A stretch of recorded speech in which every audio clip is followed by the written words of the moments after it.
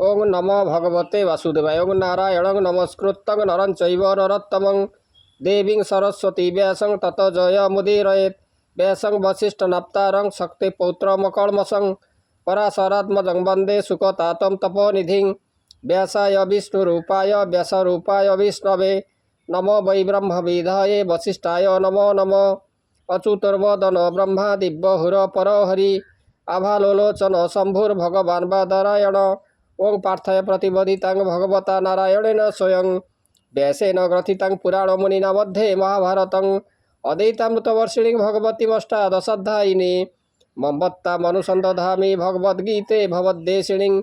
नमस्तुते व्यासविशालबुद्धे फुल्लारविन्दायतपत्रनेत्र जेन त्वया भारततैलपूर्णः प्रज्वलित ज्ञानमय प्रदीप प्रपन्न पारिजाताय स्तोत्रवेत्रे कपाणये ज्ञानमुद्राय कृष्णाय गीतामृतदुहे नमः।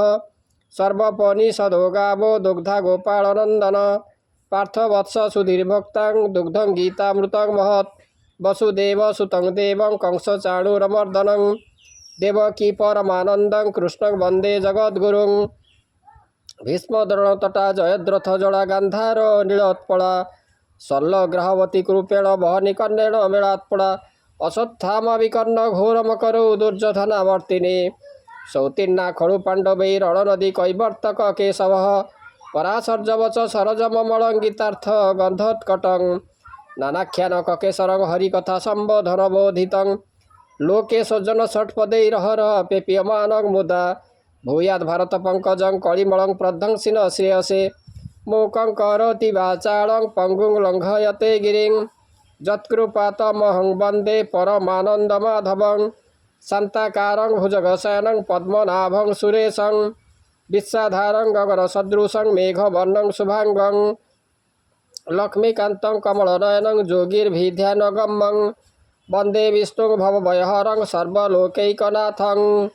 आज आम श्रीमद् भगवद गीतार चतुर्दश अध्याय जहाँकि गुणत्रय विभाग जोग तार आम तृतीय भाग आज आलोचना करवा। भगवान जो दिव्य कथामृत भगवान श्रीकृष्ण अर्जुन को कुरुक्षेत्र जो रणक्षेत्र में से अर्जुन जितेबाला विषादग्रस्त हो से युद्ध में बसी रही आत्मीय स्वजन को से वध करें ना से अर्जुनकर जो मन अर्जुनकर मनरू से जो विषाद व मोह दूर करने भगवान श्रीकृष्ण ये जो कलिजुगर मानव मान उद्देश्य अर्जुन सम्मुखें ये जो गीतावाणी से प्रदान करते तेणु से जो गीतावाणी आज आम चतुर्दश अध्याय जहाँकि गुणत्रय विभाग जोगर तृतीय भाग आज आम आलोचना करवा।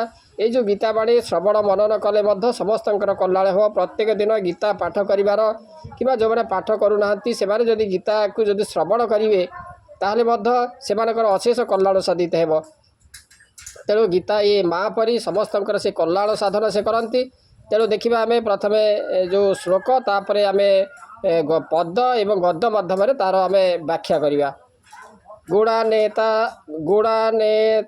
नतीत्रीन् देहि देह समुद्भवान् जन्म मृत्यु जरा दुखे विमुक्त मृतमश्नुते।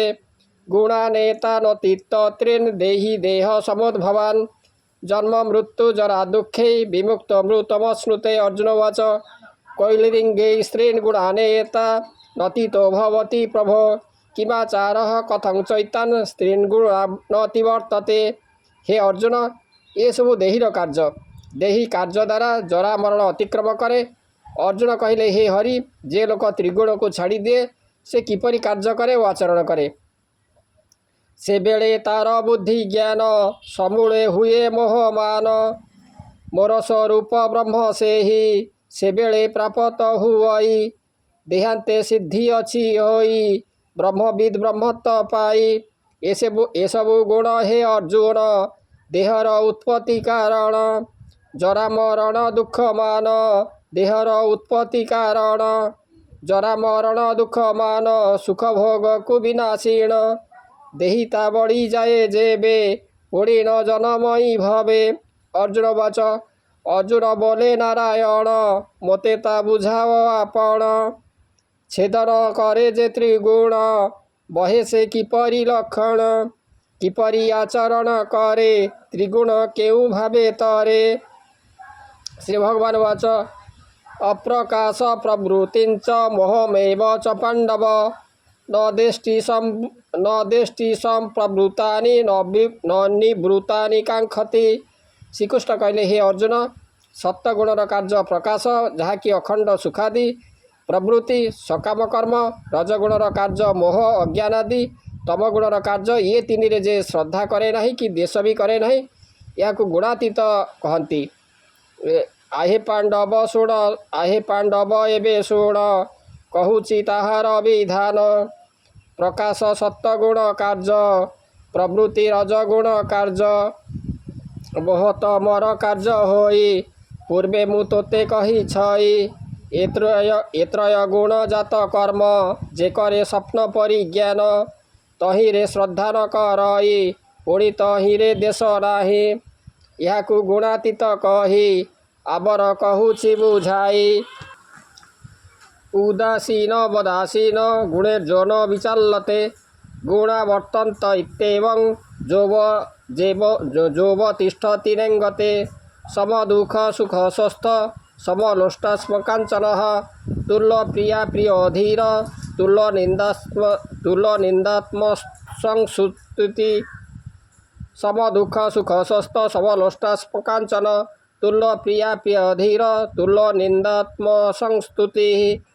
भल मंद सुख दुख लोभ माया यह जे स्थान दिए नहीं से लोक गुणातीत भक्त जे दुख और सुख को समान ज्ञान करे सुना और गोड़ी को समान देखे निंदा और प्रशंसा को समान बणे धीर एवं निजर निंदा और प्रशंसा समान ज्ञानी से गुणातीत अटंती।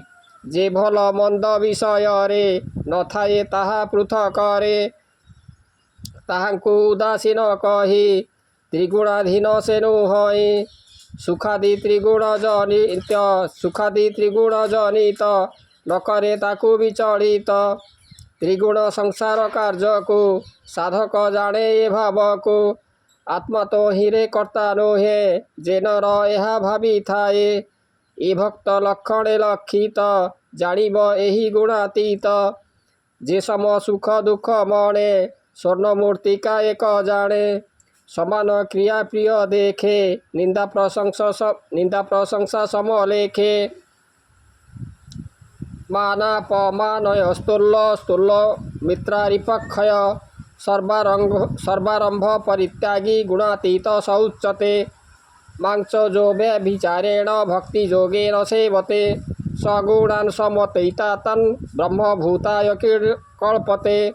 तार प्रिय अप्रिय किछि न थाए शत्रु मित्र समान देखे आडंबरहीन गुणातीत भक्त सही अटे जे अन्न आड़े मन न देई अटल भक्ति रे मते भक्ति करे से गुणातीत भक्त मुक्ति पाए।